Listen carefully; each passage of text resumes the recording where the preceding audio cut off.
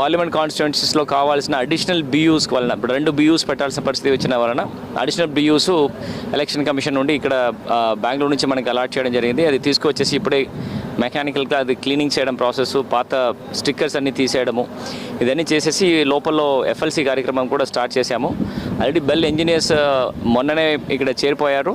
ఒక 7 bell engineers ఇప్పుడు ఎఫ్ఎల్సీలో ఉన్నారు. మిగిలిన బెల్ ఇంజనీర్స్ అందరినీ కూడా కాన్స్టిట్యున్సీస్కి పంపించాము. ఆల్ 8 కాన్స్టిట్యున్సీస్లో కూడా ఇవాళ కమిషనింగ్ ప్రాసెస్ స్టార్ట్ అయింది.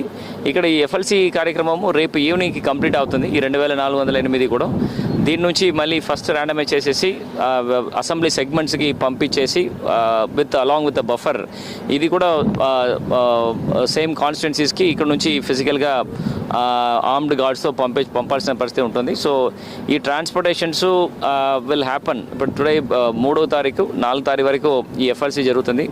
5వ తారీఖు ఆల్ కాన్స్టిట్యున్సీస్కి చేరిపోతున్న తర్వాత అగైన్ ఈ పార్లమెంటరీ కాన్స్టిట్యున్సీ సంబంధపడిన ఈవీఎంస్కి again commissioning 6th and 7th of May complete చేయడానికి ప్లాన్ చేస్తున్నాము. సో 7th పాటు ఆల్ ఈవీఎంస్ అన్ని కాన్స్టిట్యున్సీస్లో బోత్ ఫర్ ఏసీస్ పీసీస్ అన్నీ కూడా ఈ కమిషనింగ్ ప్రక్రియ పూర్తి స్థాయిలో కంప్లీట్ చేయడానికి ఏర్పాటు చేస్తున్నాం.